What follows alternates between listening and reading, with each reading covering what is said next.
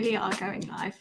Hello everyone, this is take 2.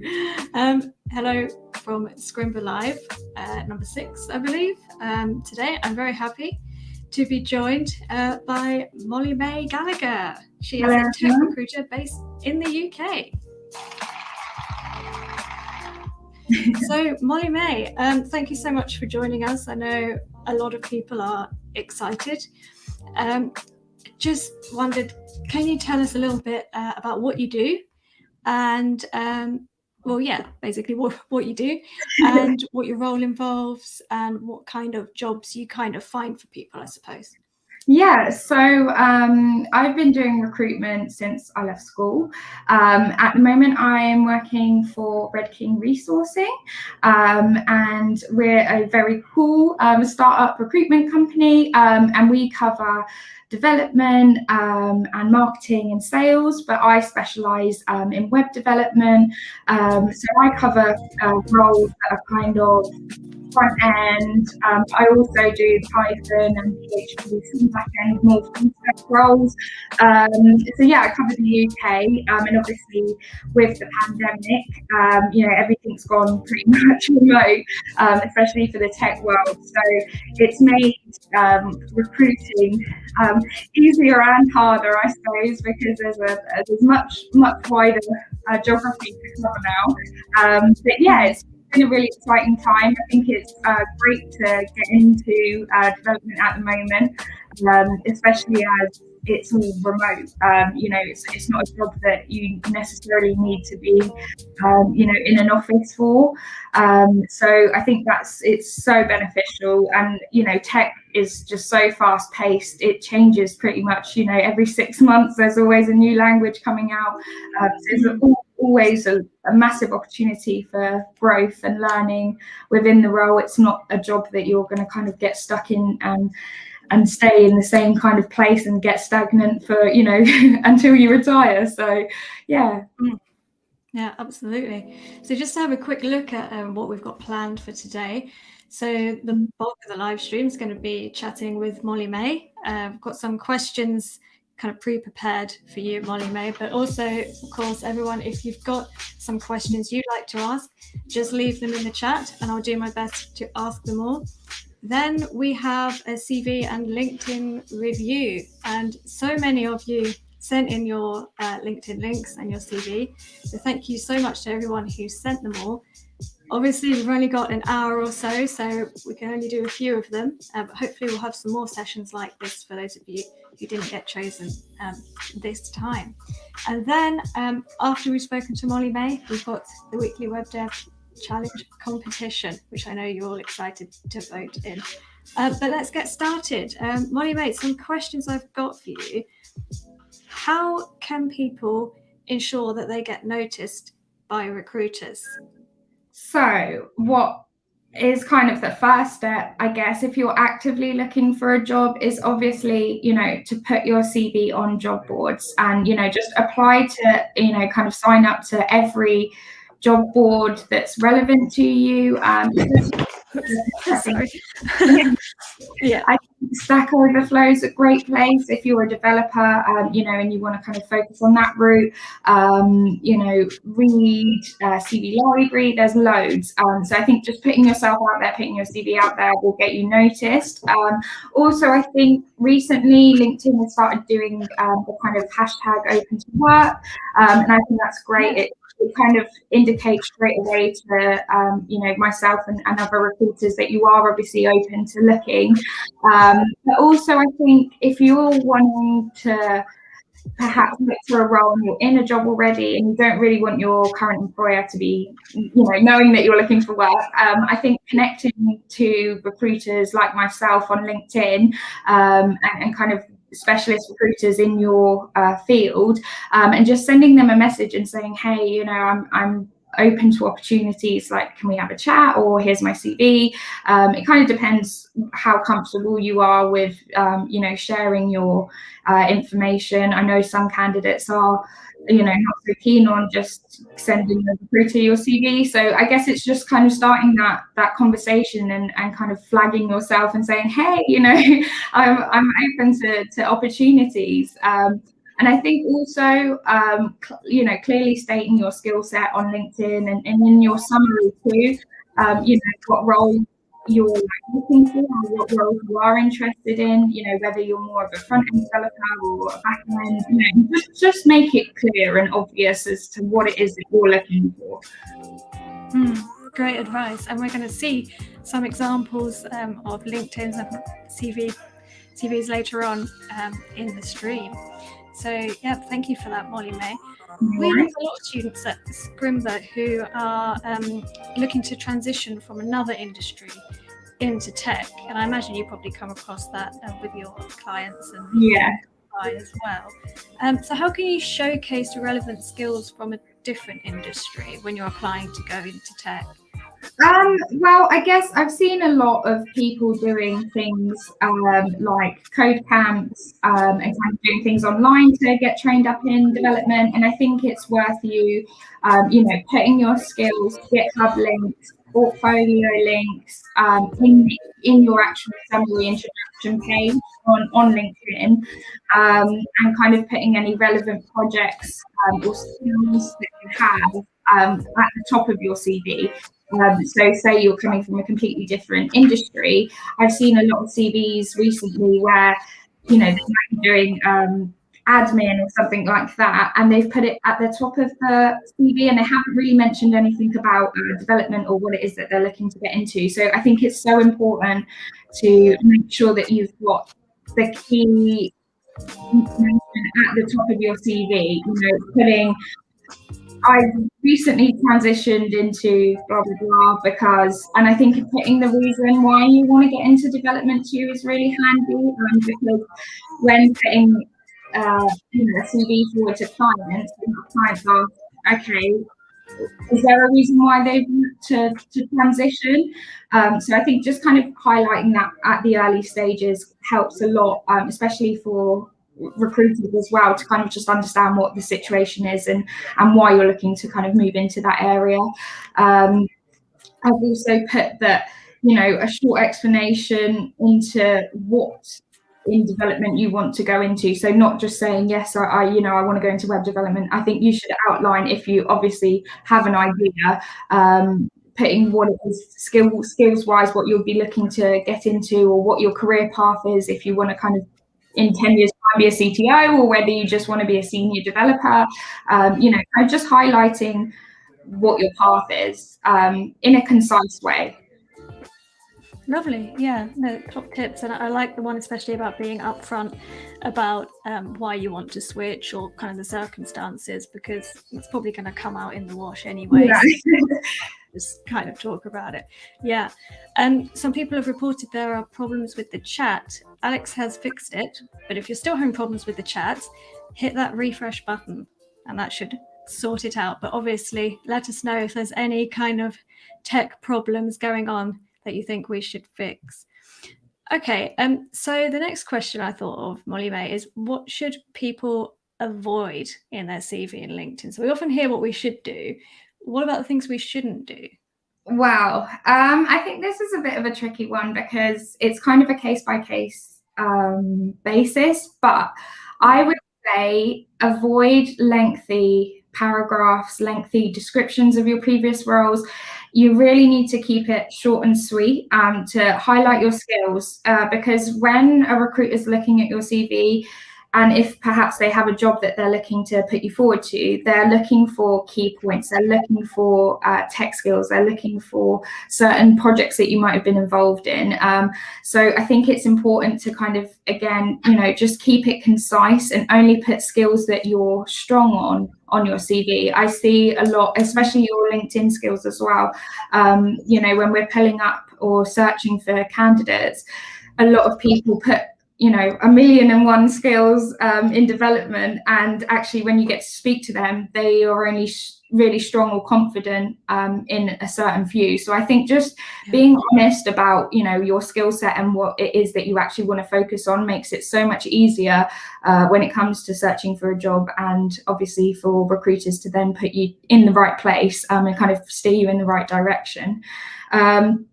Also, I think this is a bit of a strange one, but I think avoiding putting contradicting information on LinkedIn, on your LinkedIn page in comparison to your CV. So I've had people sometimes saying that they've been working at X, Y, and Z for however long, and then their CV says different, and that can kind of cause problems with clients later down the line, because obviously clients will look at your LinkedIn and they will pick up on that. So I think it's just making sure everything's aligned and everything that you're sending and saying is kind of right. And I mean, just as a side point, I think it's great when I see developers getting involved in things like dev communities and posting about development. If you haven't really got much activity going on in your page, like, it's just better for clients even to see that you're obviously very passionate about what you do, and that you're passionate about the community and where things are going in tech. Lovely. Yeah, fantastic tips there. We've got a few questions coming in on the chat, so let's have a look at those. Is design important in a CV if I'm applying for a front-end developer opportunity? That's an interesting question. That is an interesting question. I think it really depends on the role that you're applying to. So for some companies, they will put that they're looking for a UX UI developer, and really they're looking for someone who's got strong vanilla JavaScript skills but has that important design element to them.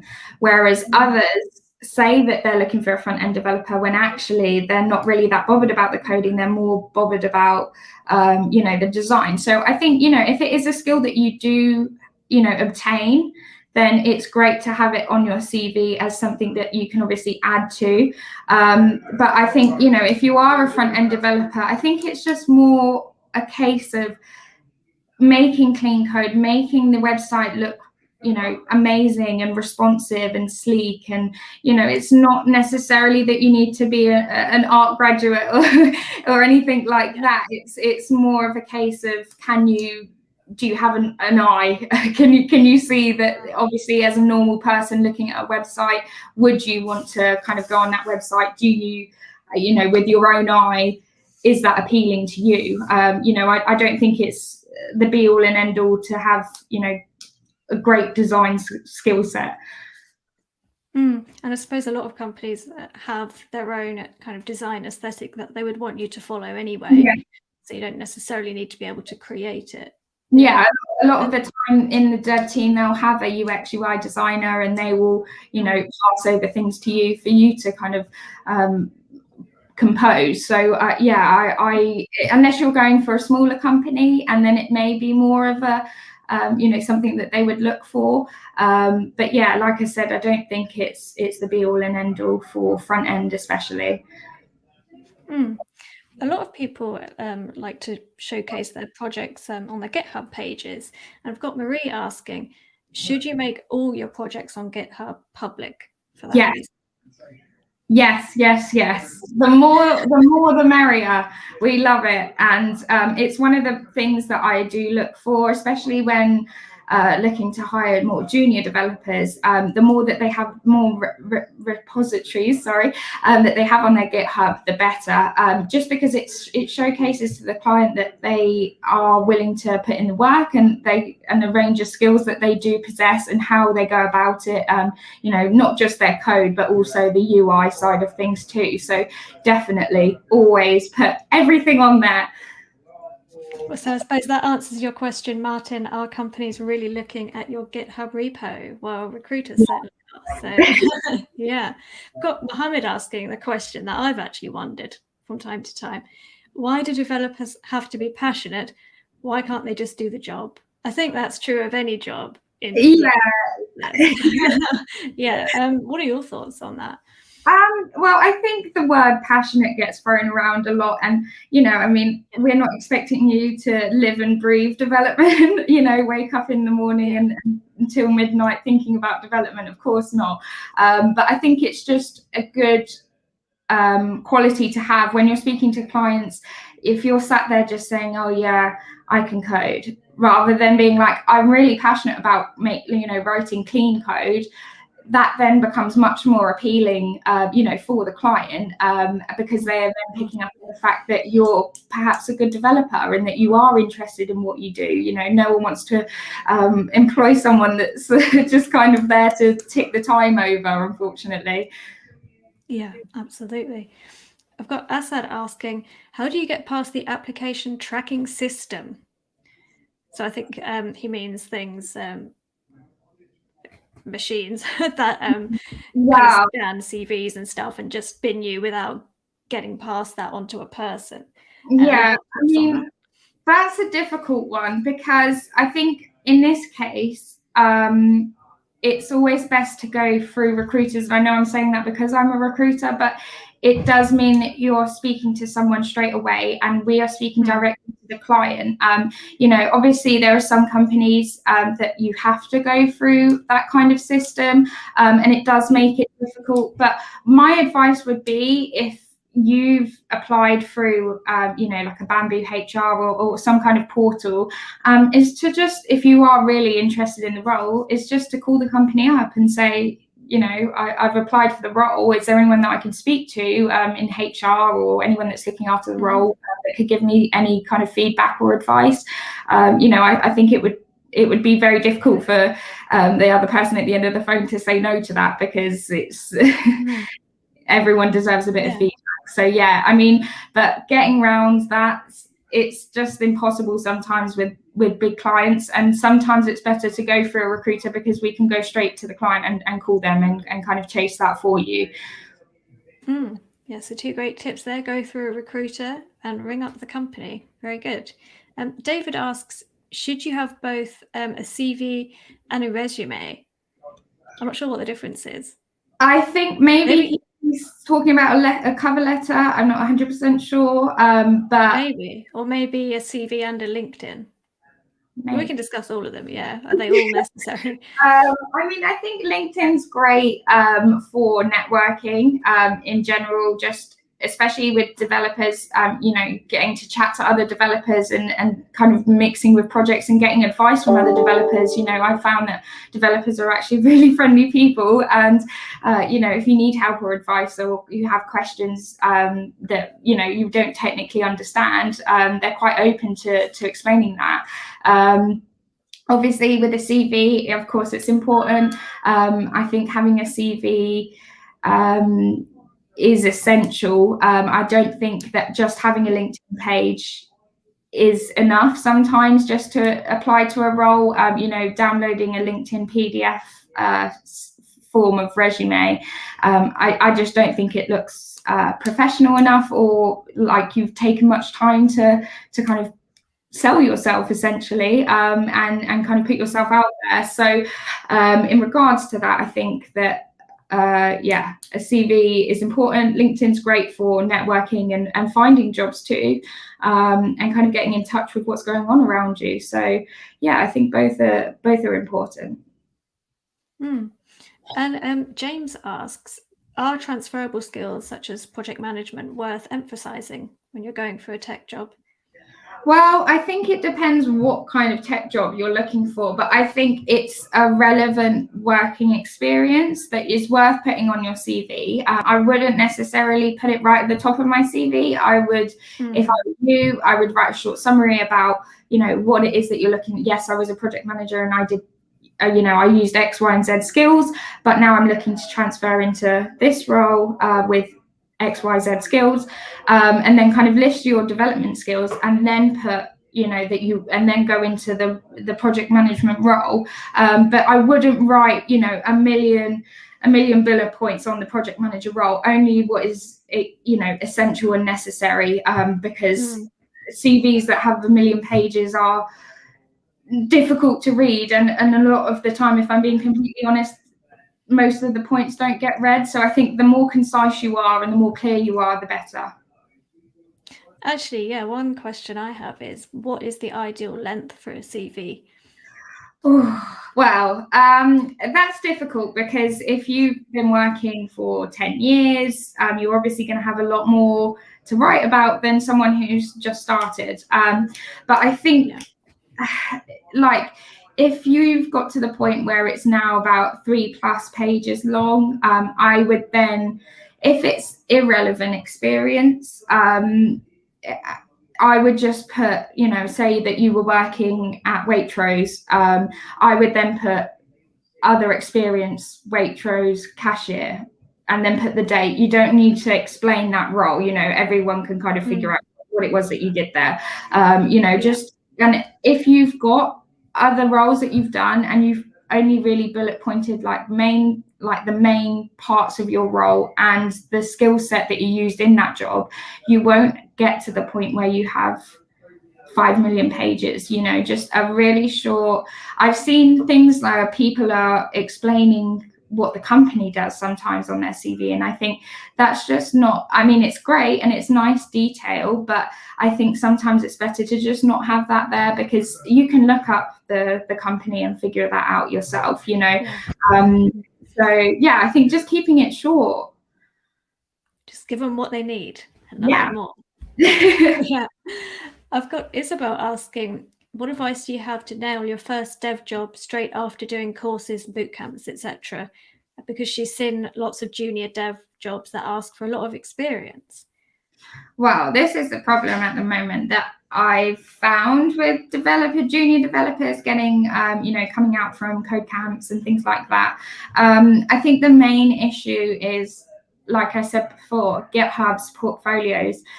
Don't just come out of those code camps with the projects you've done there. Maybe do something on your own in your own time, because that really showcases your skills and that you really want to get into that role. So I think it's so important to, once you finish those code camps, it's great to put those projects out there, but also maybe work on, on a few more, on a small one, or maybe even work on your own portfolio, build your own website that showcases your project, because that just adds to, your portfolio. And I think that's one of the main things that clients, when they do say, I've had a lot of clients say this to me, oh yeah, we want 1 year experience or 2 years experience. But if I go to them with a really strong portfolio and loads of examples of what the developer's done, they change their mind and they're like, okay, yeah, no, we will interview this person. So I think it is just, I feel like I'm repeating myself, but just putting the time in and making a few little websites or making your own portfolio, and just adding to your GitHub and just getting involved with, coding and other things and development teams that are going on. So yeah, I think that's the main point. I think that's a great tip, because when people ask for experience, it sounds like it doesn't need to be paid experience necessarily. So maybe volunteer, you can do your projects and stuff like that. I've had people that do volunteering work as well, which is another great point. Thanks for reminding me. I've had developers before that have volunteered to do a bit of free work, or they've been kind of doing a bit of freelancing as well. I've seen that a lot, where they all start to kind of go out to small companies or their auntie needs a website, whatever it is. So yeah, then they can put that on there. So yeah, just really putting yourself out there and getting as much kind of work and portfolio as you can, to kind of showcase that to clients and change their mind essentially, on the experience side of things. Yeah, great stuff. So Martin's asking, should you include projects from coding tutorials on GitHub, or do you need your own projects as well? So are coding tutorial projects enough, basically? Well, it depends on the level of what you've done in those projects. But like I said, I think it's a good idea to have something of your own, to kind of put towards that as well, or to just perhaps build upon those projects that you have done with the coding camps. Yeah, that's a good tip. You can make it your own type of thing. Yeah. So thanks for the fantastic questions, everyone. Keep them coming. think in the meantime, let's move on to looking at some of the CVs. So I did show Molly these in advance, but I'm going to bring them up on screen now. These are some we prepared earlier. Yeah, we did. We absolutely did. So the first one I would like to look at is a LinkedIn profile, and it's Michael LaRocca's. So what did you make of this, Molly-May? So the first thing that kind of caught my eye that I thought was a positive was obviously that he's got the open to work on his profile. That's lovely. That's great.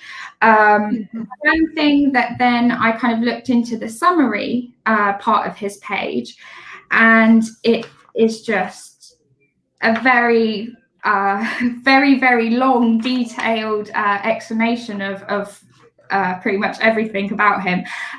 So if it was me, you know, he starts off with saying things that he's earned a reputation as a go-to person. My advice would be to kind of avoid those cliche sayings, you know, that you're timely and things like that. You know, even in CVs in general, just avoiding those cliche kind of sayings, I suppose, that everyone puts on their CV. And, you know, the actual point of where he gets to talking about his website is quite far down. So my advice would be to straight away just put that right at the top. You know, straight away just say, yeah, I'm here and I'm looking for getting into websites, and, you know, this is what I can do. I'm a self-taught web developer, and I've created a portfolio website. Straight away, I would put the link to my portfolio website. You know, it's all good and done saying it, but having it there and accessible is you know, obviously important. My other advice would be in that case would then be to list the technical skills that he is strong in his summary too. You know, I would kind of, if you really are looking to go into development, I would kind of remove everything else that's been put there, because it's just not relevant to what he's looking for, and it doesn't make it very clear. You know, straight away you would have to sit there and fully read through it to understand what it is that he's looking for. So yeah, and also I picked up on the fact that even though yes, he was working at Riviera, I would make the point of writing what tech they use there. You know, he's written about, you know, what he's done, but he hasn't really made it very clear, you know, or concise as to what he was using. So I can see obviously here it says Excel and Outlook. He could just make that much shorter, and that would probably help, just making it clearer as to what he's done.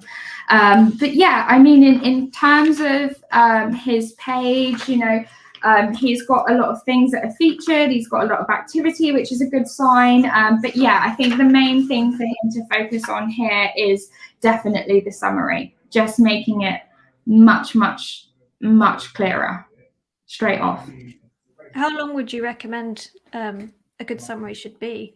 Is it one paragraph or a paragraph, if that? Okay, yeah.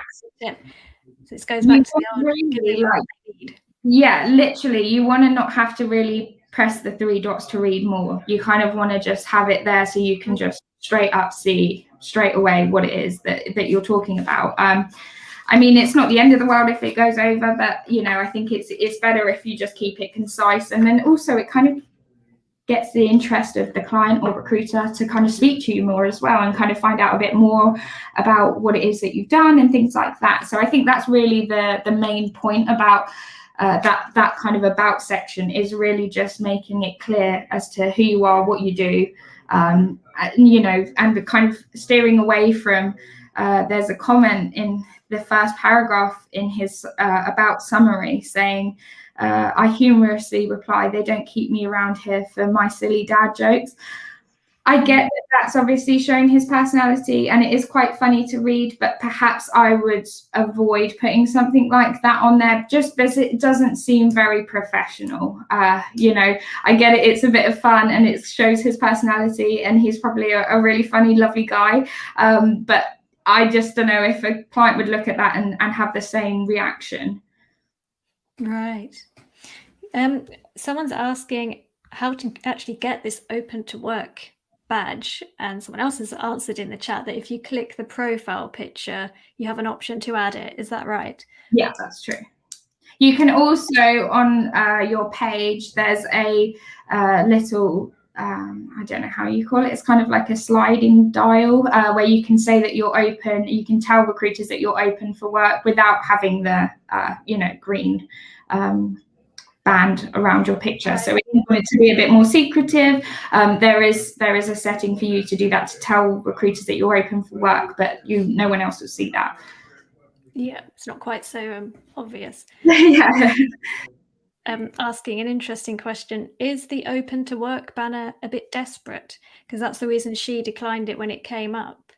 Wow. I've seen a lot of stick for it on LinkedIn, and I don't really think at all that it's desperate, especially in these times. There are a lot of people that are looking for work at the moment, and I don't think it's something to be, scorned upon, or looked down on. I think and I don't think it comes across desperate at all. I think it's just saying, hey, like, I am looking for work, and there's no shame in that. So, personally, I don't view it that way. But, like I said, some people are not as comfortable having that, and there's obviously alternatives that I've mentioned, to kind of avoid that if they didn't want to come across as looking desperate. I think ultimately that if you do put it on, what have you really got to lose? You're making it more obvious that you're looking for work. You're going to stand out a bit more. If someone thinks something bad about you, well, that's their problem, really. Yeah, so exactly. I would say don't really worry about it. Yeah. Okay. I've got a CV now. This is Laura. So we've asked Laura to take out all her sort of personal details, phone number and whatnot, but this is everything else. What did you think about this, Molly-May?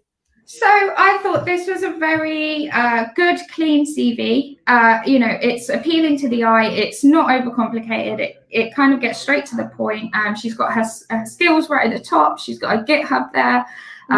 So it's very accessible. Just right from looking at it, I'm like, I want to read this CV. I want to read more into detail about this CV. The only thing that I picked up on was that she's kind of put her projects there. But she could definitely do with putting the links directly to those projects just next to it. Okay.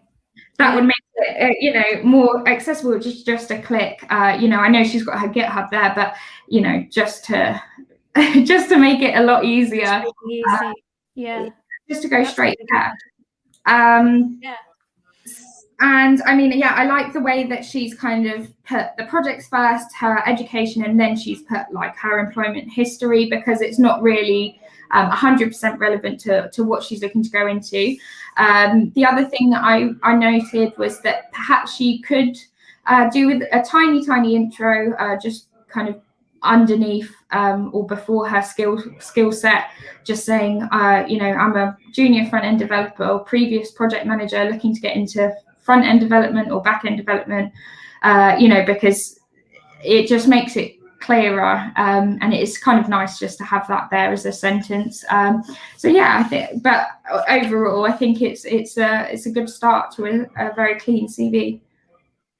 Okay, so a similar thing to the LinkedIn About Me section, you'd recommend having here underneath the skills stack, is that right? Or above ideally, just like a sentence, just saying, yeah, I was previously a project manager and I'm looking to get into front end development. Yeah, that sounds good.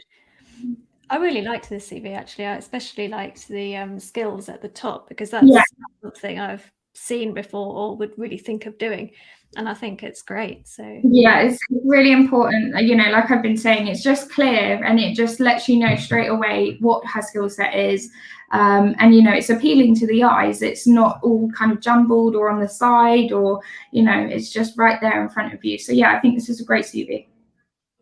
Lovely.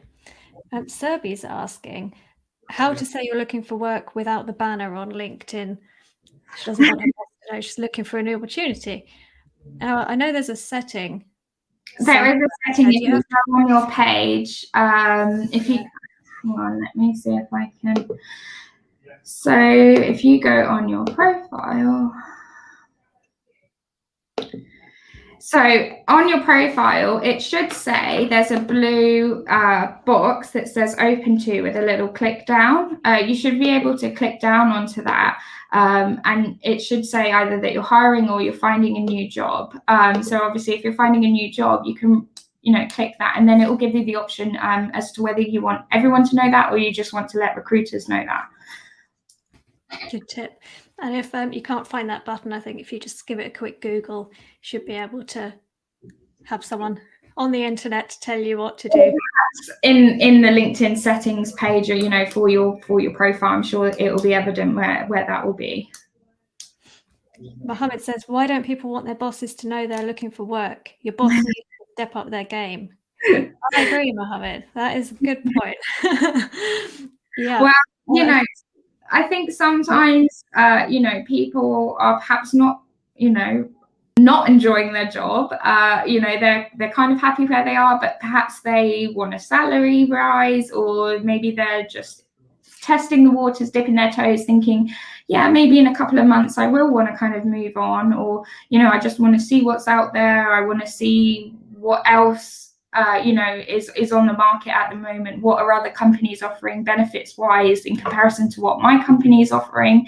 And in terms of getting your manager to do better for you, I think that's where then that conversation comes in, because then you can kind of speak to your manager and say, look, I am happy where I am, but I know my friend is looking for a job at the moment and they're getting X, Y, and Z. Is there anything that we can do to kind of better my package? Because I don't really want to leave, but I will have to if things don't improve, etc. But I think it's kind of a case-by-case basis. Some people are very private. I think I wouldn't necessarily like my boss knowing if I was looking for a new job, because that might cause problems. I might even get fired. So I think it's just one of those things where if you're kind of happy in where you are and you're not getting fired, or you haven't handed in your notice yet, I think it's worth just kind of keeping it quiet. Yeah, totally. Okay, let's move on to the next one. This is a LinkedIn, and it's Raphael. What were your thoughts on Raphael's LinkedIn page? So I thought his intro was great. His about intro was great. It was very well written. It clearly stated in the first sentence, what he uses, his skills, and things like that. And he kind of gives a short summary of his time at Caswell Marketing. So that's great. And also he's put right at the end that you can check out his portfolio of freelance work. And he's given the link. Brilliant. What I perhaps would then put less of is the career majors and minors. I think that's something that you want to just, leave out and kind of put on your CV, rather than, I think that first paragraph is perfect, and it doesn't need, any extra. We don't need to go into his philosophy and things like that.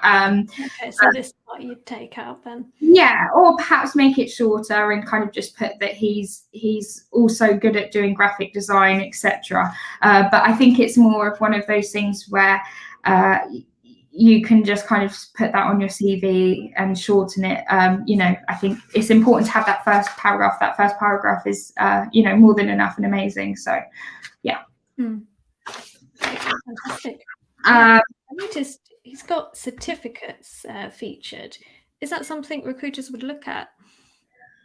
It's good to have on there. It's not something that would stop me from speaking to a candidate if they didn't have that on there. Obviously, it's great to see. But yeah, it's not something I would rule someone out for if they didn't have that on there.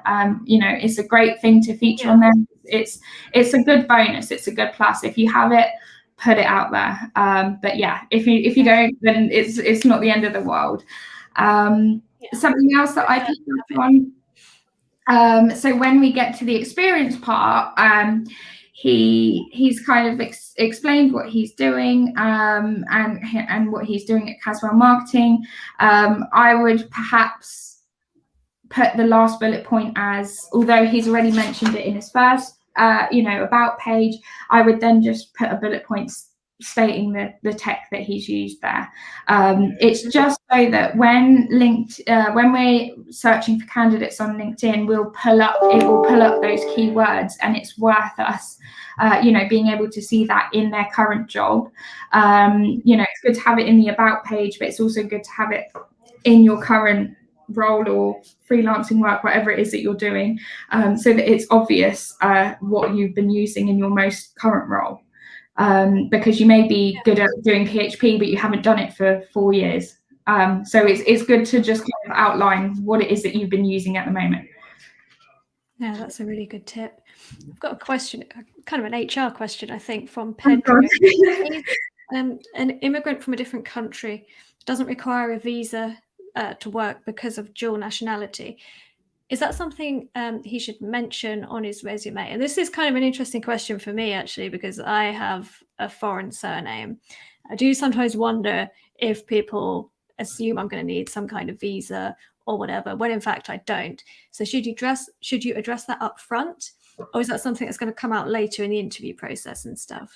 I mean, as a recruiter myself, if it's not immediately obvious that they have been in Britain for a long time, or that they're British, or that they're an EU citizen, then I will obviously ask the question on the phone when we've got to that stage. I've seen people put that they have, like a tier 2 general visa, or they have an ICT visa on their CV. And I think that's great just to highlight that, from the get-go.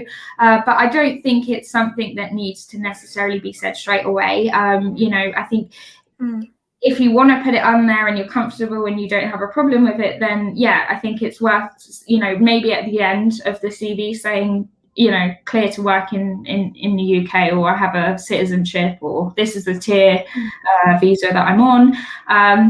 But yeah, I think, putting it right at the top of your CV sometimes could, for clients especially, I think that don't offer sponsorship, that could put them off if they haven't really thought about it, or if the HR team aren't as well versed in different tiers and visas, because obviously there are certain visas that you can, work in the UK for a certain amount of time.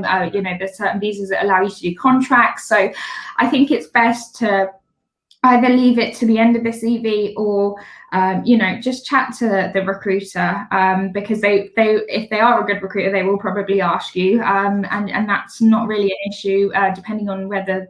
I've had a few clients recently that are offering sponsorship, and that used to be a rarity, but a lot of them are offering that at the moment. And also, the way that things are going, everything's going remote. I don't think it's going to be as much of an issue in the future as it perhaps previously was, having a visa and being in the country to work there. So I think, I wouldn't really stress it too much. Yeah, that's a really good point. Let's move on to the next CV. We've got Serbi here. Hope I'm pronouncing that right. Very sorry if I'm not. A redacted CV. What were your thoughts on this one? So again, like Laura's, I really liked the way that it's just simple. It's very easy to read, it's inviting, and it kind of just gets straight to the point. The only thing that I really had to say on, if I was being really picky on this CV, was that I would maybe put the education after the experience.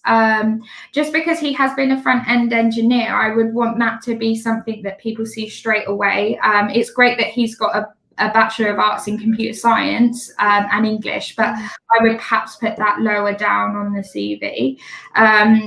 And and then obviously the skills come under that. I think the skills should come first. Like I've said previously, skills first, maybe a small sentence as to what you're looking for, that you're a front-end engineer for X amount of years.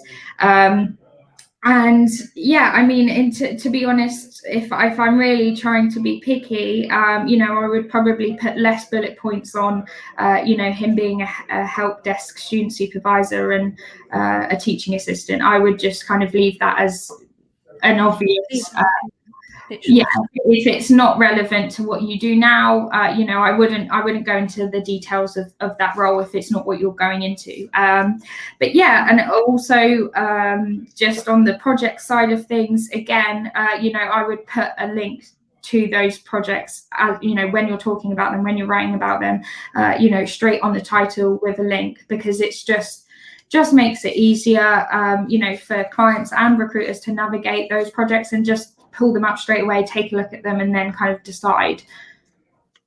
Yeah, so with adding links, I've heard, can't remember where, that CVs are often printed out, so adding links kind of doesn't work. But from what you're saying, that's not the case anymore. Oh no, definitely not. I really only ever print out CVs if I'm talking to a client, but I've already spoken to the candidate before, so I would have looked at their CV, clicked all the links, you know, and we're sending CVs over email. You know, we're not using pigeons or fax anymore, so you know, we don't you know, we're going to look at the links, you know. So yeah, with that point, definitely put links on there. Yeah, we're not going to you know, post them to the client. So yeah, definitely. That's actually reminded me of a job I applied for where I did have to post the application. Not a tech job, obviously. That was painful. I've got James asking, how does it actually work being a junior developer when you're working remotely? Which is a good question, I think, because obviously as a junior, you're learning most of the time. Yeah, do you have much sort of insight into that? Have you seen that happening, or? Well, not with my own two eyes, but I've definitely spoken to candidates that I've placed. And what seems to happen is that there will be a, you know, a senior developer, or they'll have someone that's kind of assigned to them to kind of take them under their wing. And it's kind of just a lot of, you know, Zoom or Microsoft, you know, team meetings, a lot of screen sharing, you know, writing code together, talking about it. So yeah, I don't really, you know, to me, obviously, I'm not a developer, so I've never kind of sat down and been in a development environment in an office. But from what I've heard from my developers that I've placed, they don't have any issues with it. It's exactly the same as if you were, you know, sat face to face. It's just that you're talking over the phone or over, you know, Skype or whatever it is that they use. And I think with training as well, I think a lot of it, especially with tech, is done, you know, online or on a computer. So I don't think it really affects the way that it was being done before. It's just that you don't have that, you know, physical element to it. But I think it might actually be beneficial, you know, for junior developers, especially, to kind of get that availability to be able to kind of set up calls with their, you know, seniors, and kind of be able to send them a message and just quickly ask them things. You know, in an office that may not be the case. They may be working from home, and the developers in the office, you know, it's not, I don't think it's a massive issue. Yeah, no, that's good to hear. Okay, I'm aware that I've promised this wouldn't go over an hour, so let's have a look. I've got Amadou here, his LinkedIn. What were your thoughts on this one? So this one doesn't really say a lot to me. You know, it's great that he's put his GitHub in his about, but that's pretty much all that there is there. There's no explanation of what it is that he's looking to get into. There's no explanation of what skills he uses. You know, it's just, it kind of left me a bit lost for words, because I had no idea what they're looking for, you know, and it would then take me to have to connect with him, send him a message, get him on the phone to kind of understand what it is that he's looking for.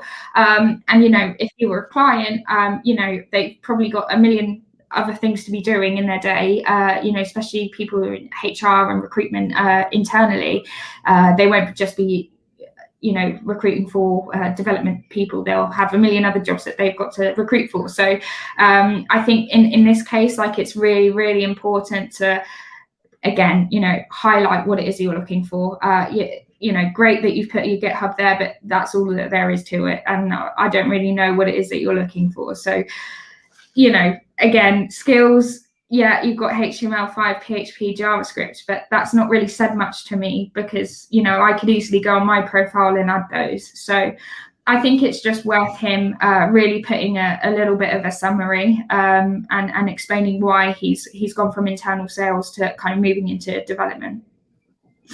Okay, yeah, great tips. So always say what it is you're looking for on your LinkedIn page, which not something I probably wouldn't have thought of doing that myself, because I naturally just kind of say what I can do rather than what I want. So that's, yeah, great tip. So the next LinkedIn I've got is Alexander. What were your thoughts on this one? So, kind of similar. So I like that he's put that he's a front-end development student. He's listed his skills. Great. Just a little bit of, you know, he could put, I'm a front-end development student looking for my first junior position.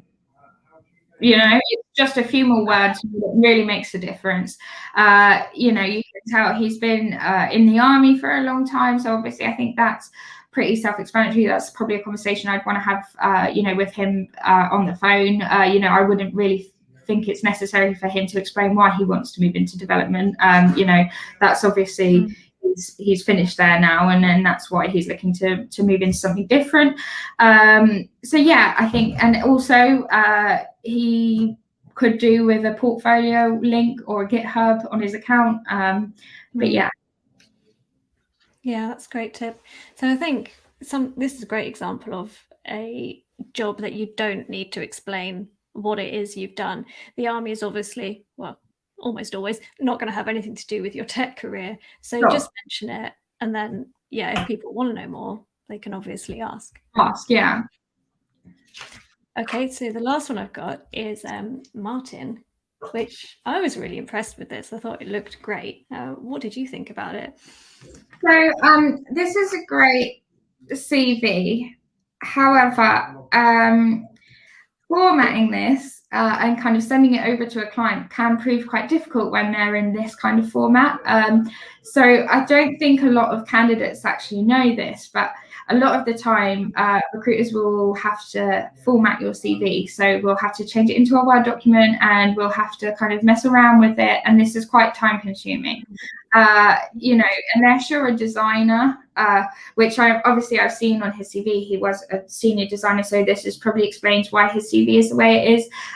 When it comes to designers, it's not so important to have a CV that's kind of, you know, this is quite a nice, appealing looking CV that's obviously very design focused heavy, which is great. But, you know, I would obviously put the skills, you know, perhaps slightly further up than his contact, you know, and he's put there, you know, his experience skills and then his new skills. I don't know what new skills means. Does that mean that you've learned them and you have no commercial experience? Or does that mean that you've used them in your most recent job for a few months? You know, just kind of being a bit more less vague and a bit more to the point about, you know, what that really means. Are those new skills things that you want to use in your next job, or are they just skills that you've happened to pick up because you love development? You know, just kind of outlining that and making that a bit more obvious. You know, new skills is quite vague. And in terms of his actual what he's written for his experience, I think it's great. It's concise. It's to the point. He's listed, you know, his tech skills. The only thing, if I was going to be, you know, if I'm really being critical of it, is if it was me and I really wanted to catch the eye of a client or a recruiter, I would literally just highlight those, you know, React, Redux. I'd put them in bold, just so that it's more obvious. You know, but that's just being very, very picky. That's not the end of the world. You know, I do take the time to read all of the CVs that I get. So, but yeah, I mean, in terms of overall, it's a great CV. Yeah, I would just, the only thing that I really would pick on is the new skills. You know, using you know, kind of headers and phrases like that don't really make it clear as to what that really means. You know, I've seen CVs as well that have the skills listed and then they've got bars or dots and they kind of fill out the dots and I imagine that what you're trying to do is explain how strong you are on each skill, but it doesn't really make me understand exactly how good you are, because your whole green bar could be someone else's half green bar, so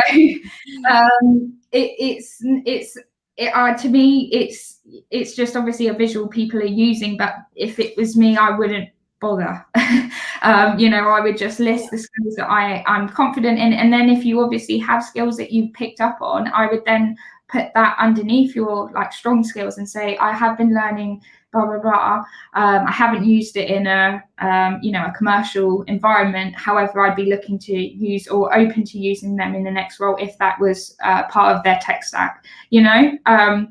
So yeah. I've got James asking about the actual format you should have a CV in. So, as an example, would Serbies be easier for you to work with, something like this? Definitely. Things like tables, little picture bar things, they make it a lot harder. And obviously converting PDFs to WordPress. I'm so thinking about all the dev technical terms. Into Word, it does prove a bit difficult when you've got tables and headers that have been locked in and stuff. But these are little things; they're not the end of the world. Obviously, people are still going to look at your CV. But yeah, if you are going to make it as easy as possible and be a little angel for for all the recruiters out there, I would definitely recommend, even if it's in PDF, just less of the pictures and the and the sidebars and all the kind of structures within those PDFs. I think kind of just having it, even Laura's as well. That's the kind of structure that you want to be looking for. That and Laura's, just very simple. It doesn't need to be jumping out at me. It just needs to be readable. And what file format would you prefer then? Because it sounds like you'd actually prefer Word. Well, it's difficult. Some clients actually don't care, but some clients do prefer you to put it through Word. So, it doesn't really make much difference to me. It takes me 2 seconds to convert PDFs to Word. So, if it was me, obviously, if I was writing my own CV, I would write it in Word. But yeah, it's not a big deal if you've done it in PDF. It takes 2 seconds to convert, so not the end of the world. Good. I got one more question. A couple of people in the chat have asked, what should you do about employment gaps? So you've been traveling, you've had a baby or whatever. How would you recommend addressing those in your CV? Putting it on the CV and a short explanation as to what it was, because clients see gaps in CVs and they come to me, or they look at the CV and they think, right, no, that's not good, because they've obviously been off of work for so long and we've got no explanation as to why. If you've gone traveling, literally just put the date that you went traveling and the date you came back, and just put traveling or had a baby or whatever it was. I think it's really important to highlight that and explain it, because a lot of clients are quite turned away by gaps in CVs, especially long ones. Even if you've done a contract, or a lot of people have been freelancing recently during the pandemic, and they've kind of only put their the job that they were made redundant from, but then they haven't worked for like 6 months. And then I talk to them on the phone and they're like, oh no, actually I've been doing this, this and this. Put it on, because I could have sat there and assumed that, you haven't had a job for 6 months, and maybe that's because you've not been very good in interviews or whatever it is, So I think it is worth putting, the reason why, even if it is a long time that you've been looking for a job, say it's been 6 months, put, I've been looking for a job since, June or whatever it is. And how about illness? How would you tackle that if you were off sick for 6 months or something? I guess that's a a difficult one. Oh, let's come back on. So yeah, I think illness, it's kind of really how comfortable you feel, you know, kind of stating that.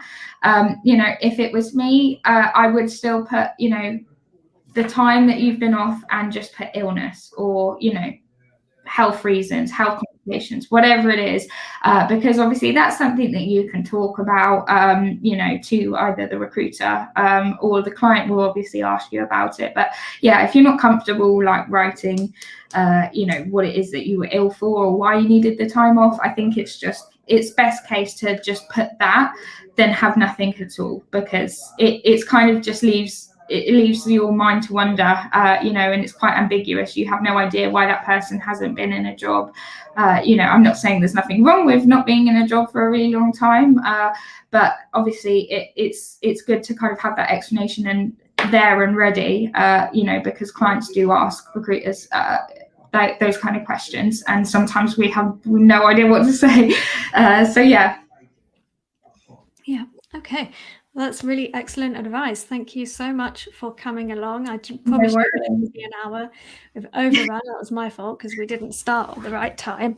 I later realised, picking up my iPad, I later realised it's because I hadn't pressed go live. So that's my fail of the day. But yeah, thank you so much for coming along, Molly-May. This has been amazing advice, and we really appreciate it. And we hope that you'll come along again sometime soon. Oh, one thing to wrap up.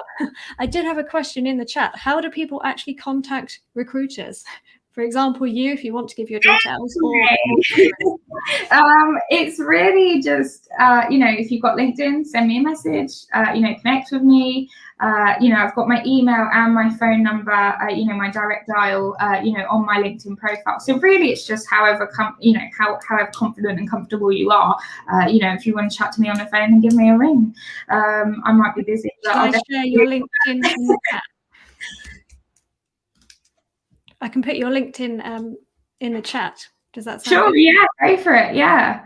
But yeah, like if anyone has any questions, I'm more than happy to kind of help out and give my best advice. I don't know everything, but yeah, I can definitely try to help everyone out. So yeah, I think the best way to approach a recruiter is definitely a LinkedIn message or an email or give them a call. But yeah, it's just it's kind of how you want to go about it. So yeah. Yeah, that's fantastic. Well, thanks again for coming along. Really great advice. And yeah, take care and hopefully speak soon. Thank you. Bye. Yes, so that was great. Thank you again to Molly-May. I am going to be continuing with the weekly web dev challenge. That's what we're all here for. And I've got no, it's not. We're here for Molly-May. But I've got a little surprise for people, because this week's challenge was the quiz, and we had lots of amazing entries, and I thought I needed a little bit of help looking at them all. So I'm going to ask my glamorous assistant to come and join me. Hopefully he hasn't fallen asleep.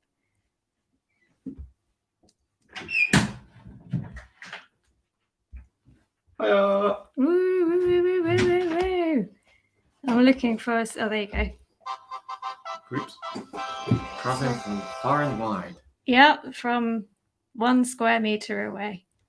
So that's what am I doing? Oh, yeah, trying to find the entries. Okay, let's have a look at them. It's getting to that time in the afternoon where I forget how to use a computer. Okay, so yes, the challenge was creating a quiz.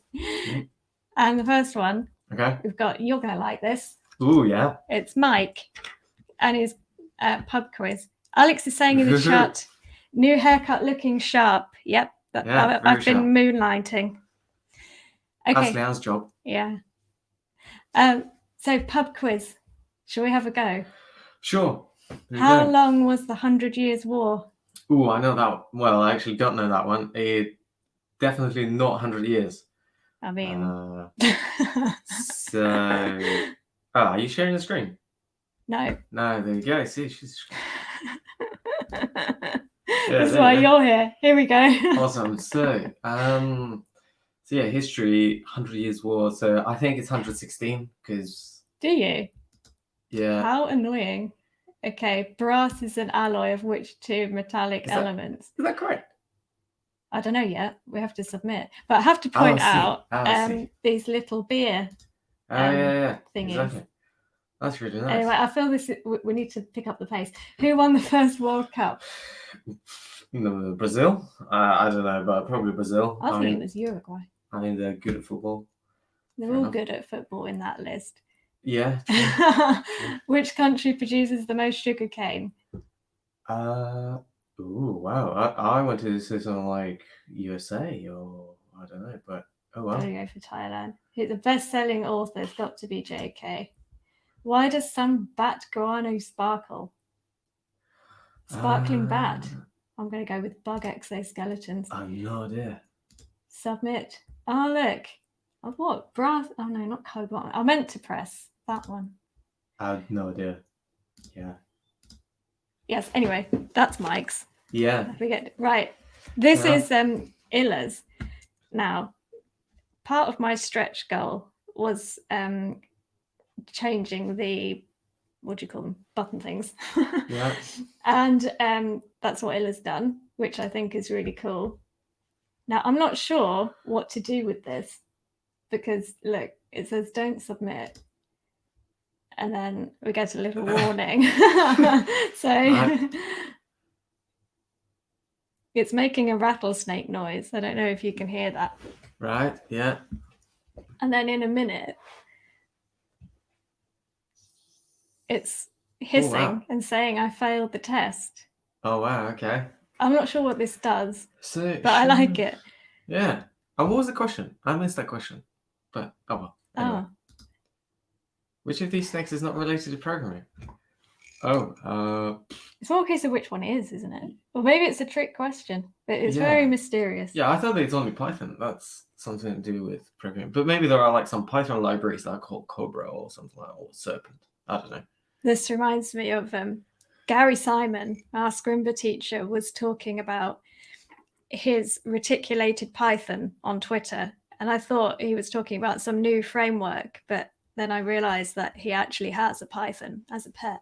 Oh, yeah, that's right. Yeah, 5 foot long. Wow. Let's move on. We've got Tom. Right. Bit of a geography quiz. Okay. Let's give it a go. Yeah, you're good at geography, aren't you? Yeah, right. In which continent is Suriname? Asia?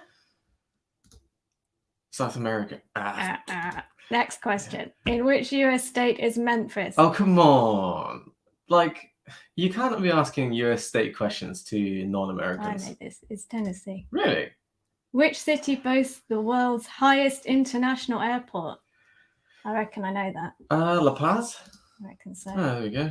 Which of these cities has an extinct volcano? Oh, wow. Really? Edinburgh? Edinburgh. There you go. Is. Yeah. What? I think the Table Mountain. Well, no, it's not the Table Mountain. That thing we climbed on when we went to Edinburgh. That really tall hill in the park. I think that's an extinct volcano. See, well, I clearly paid more attention. Clearly. Yeah. How many African countries does the equator pass it? I don't think that's too many. I think that's about 4. Yeah. No, 7. Really? Wow. Shows me. Score 3. Not bad at all. For 2, it's quite bad, half. Tom. That's very generous. Ambreen has made this. Okay. Quiz category. Computers, history, or video game. No, let's do general. Yeah, that's easy. Confusing. I don't want to embarrass myself.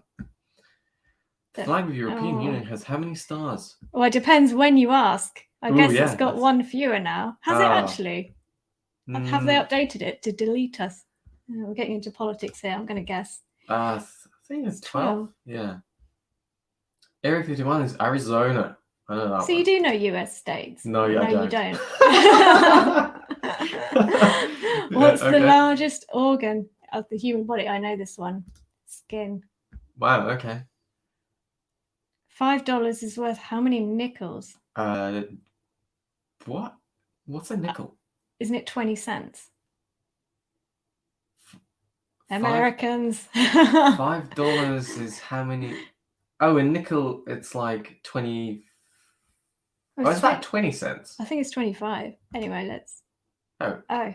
It's nickel is a penny. It's 25. A penny? No, a penny's 1 cent. Oh yeah, that's right. It's a 5p coin. A nickel is 5 cents. Is it? 5 cents. Is it? Yeah. Oh, there you go. Yeah. Anyway. Alex from Scrimba just said the quality of these submissions is mind-blowing. Yeah. When I read it, I thought he said the quality of these answers, i.e. from me and Michael, was mind-blowing. And I thought, yeah, I don't know about that. Earth is located in which galaxy? Milky Way. The Galaxy Note. Okay, see, I know space way better than I know America. I'm not sure that's a good thing. Anyway, we've got this sparkly man. Nice. Yeah. Nice. Very nice. Okay, this is from Som Shekhar. Oh, wow. Okay. Range of categories. Which one would you like to do? Oh, wow. Whoa, that's actually a lot of different animals. Yeah, let's do animals. I'm definitely gonna come back to that one. Let's do easy. Oh, So, that's not easy. axolotl. This thing is an amphibian that can spend its whole life in a larval state. Sure, yeah. Sometimes I feel like I'm in a larval state. Is that? A slug's blood is green. I don't think so. I think it is. Hippocampus is the Latin name. Oh, I feel like I should know that. I think it's a seahorse. Okay. Kangaroos keep food in their pouches next to their children. True. I mean, it sounds reasonable. No, because those pouches are full of slime. I don't want to know how you know that. In 2016, the IUCN reclassified the status of giant pandas from endangered to vulnerable. Doubt it. What is Grumpy Cat's real name? It's not Grumpy Cat. I think it's that. Really? What's a tardisaurus? Cats have whiskers under their legs. That's true. We found that out when we got one. Yeah. How many teeth does an adult rabbit have? I'm guessing. The internet browser Firefox is named after the red panda. Do you know what? People are so annoying these days. I reckon that's true. Probably. Okay, I'm going to submit. I know this is a different question. It can regrow its limbs. Yeah, let's do it. Submit. 7 out of 10. Wow. Review. Ooh, look at that. You can click review answers. See? Slugs do have green blood. Okay, wow. Giant pandas are no longer endangered. Oh. Well, that is a piece of good news. Well, 5 years ago. Yeah. How many teeth does a rabbit have? 28. 28. Fair enough. And this axolotl cannot regrow its limbs. I was going to Google this and get a picture of it, but Michael learnt the hard way to never Google things in front of an audience, but we won't go into that. Yeah, I was teaching English. Yeah. Let's move on. This is from Chakri. If you're interested, there is a very strangely sounding British dessert. Just do the quiz. But I'm not going to tell what the name of it is. Michael, but those of you from the UK know. Okay. Scrimba was founded in. Wow. How did anyone find that information out? 2008? Let's do it. I don't know the answer. I thought it was later than that. But anyway, Scrimba is based in. Ooh, I know that one. Yay. Yay. Who's the host of Scrimba's weekly web dev challenge? Oh, interesting.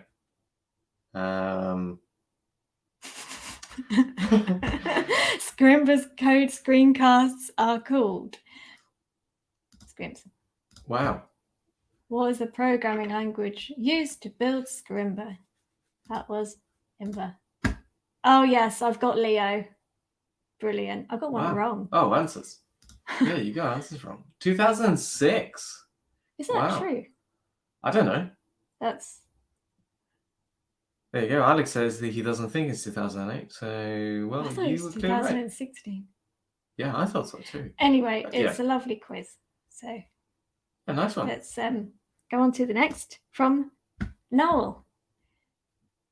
We've got a little well, that is actually Who Wants to Be a Millionaire vibe here. Literally, Who Wants to Be a Millionaire? Let's start.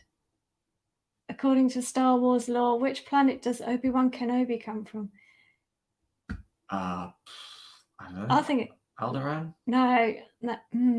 Tatooine? Alderaan's the one that, spoiler alert, gets blown up by the Death Star. I don't think it's that one. I think it's Tatooine. No. Okay. Stay young. Oh, Oh there no, you go. it's Obi-Wan. I was thinking of Anakin. We lost them $100. Okay, what do I have to do next? Well, that's it. I think you've lost. Oh, Yeah. okay. Probably for the best. And then we have mailing. Now this is a JavaScript one. Oh, okay. 5 questions. You can answer in the chat as well. Do I want to record my absolute lack of knowledge? Which of method JavaScript? removes the last element from an array? I think I know that. It's pop. Which array adds a new item to the end of an array? Push. Yeah. Which method creates a new array based on a selection? Slice. Which method Adds a new item to the beginning of the array? I think that's a shift. Or unshift. I think it's. No, I knew it's it was unshift. unshift. Which array removes the first element from an array and returns that element? Removes it. That would be shift. Yeah. C-score. Nice. 4 out of 5. Okay. So need to give you guys, which I'm currently struggling with, Yeah, these are pretty good. Really good submissions. the link to the quiz, which I can't actually find at the moment. That's a bit annoying. Is that the one, was it? That's the link to Scrimba. No, up. Quizmaker. No. Oh, I see. Quizmaker is the actual quiz. Oh, no. Okay, yeah, I know what I'm going to do. I'm going to... No. Yeah. Come on, Leanne. You can do it. You can find. Why is that? Oh, God. That's all right. So, we've got there the winner's poll. Oh, okay, there we go. Hallelujah. Okay, right. Please vote. There you go. So, Hey. going to give you a very short amount of time because we're already at 17:20. Alex says, I wouldn't even know who to vote for. Yeah. These are all so good. I completely agree. I normally vote, but obviously I'm not going to tell who that is. No. Because I don't want to be biasing people. So there you go. No. Should have brought my laptop. Let's have a look at the next challenge. Now, I don't actually think you're going to be able to hear it. No, you are. I think you are. Okay. I'm going to try and play it because the next challenge is super exciting because we want you to design a site for the Scrimba page. Nice. Yeah, and we've got Kevin Powell setting the challenge. So Kevin, take it away. What is the challenge? Let me just check that's not on double speed. It is.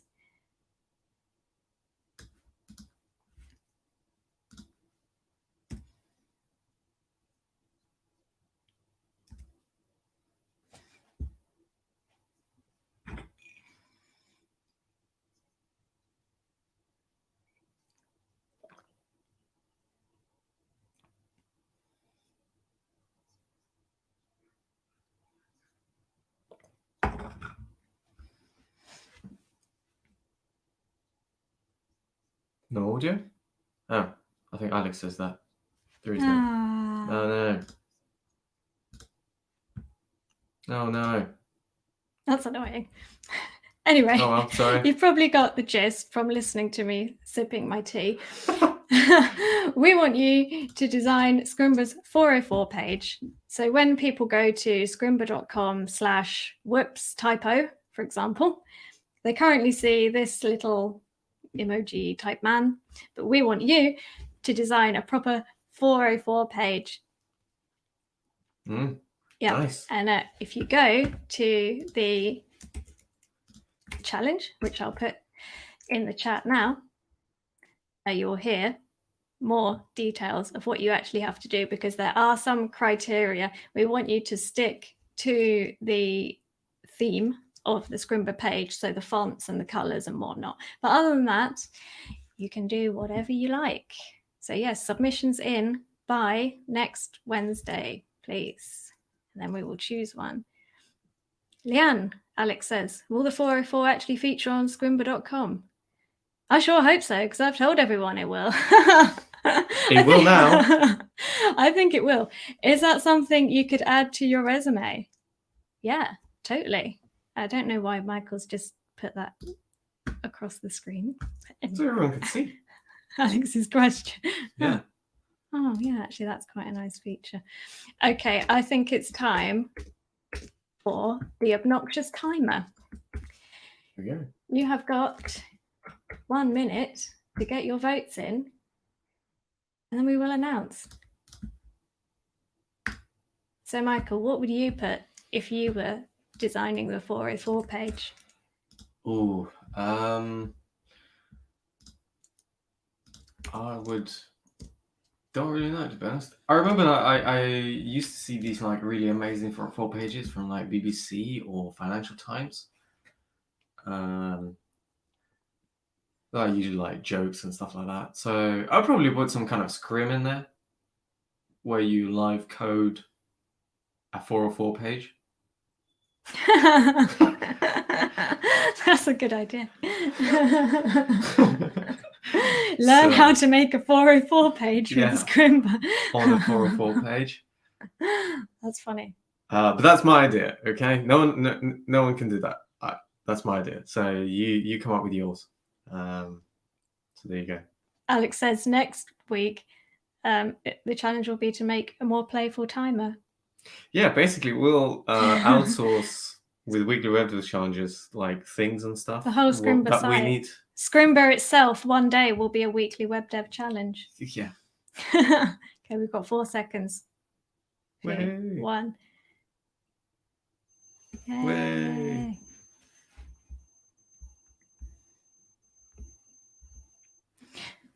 Okay, let's find out who has won. Yeah.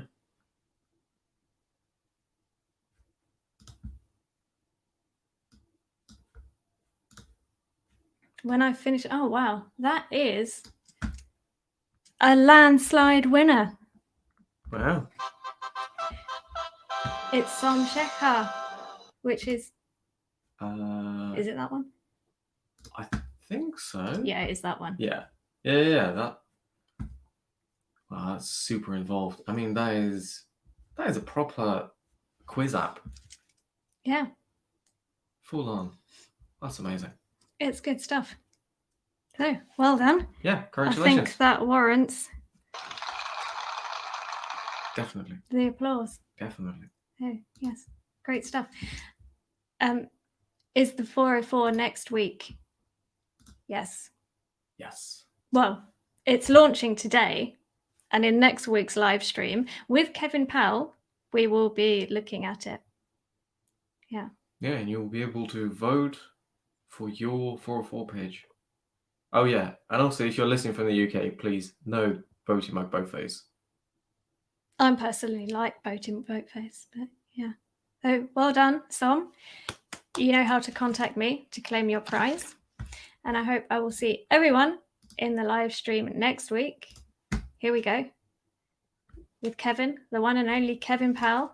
I will put the link in the chat. Turn on that bell. And I'll see you next time. I feel like we should have,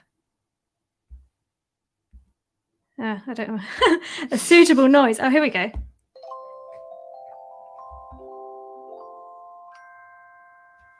Bye for now.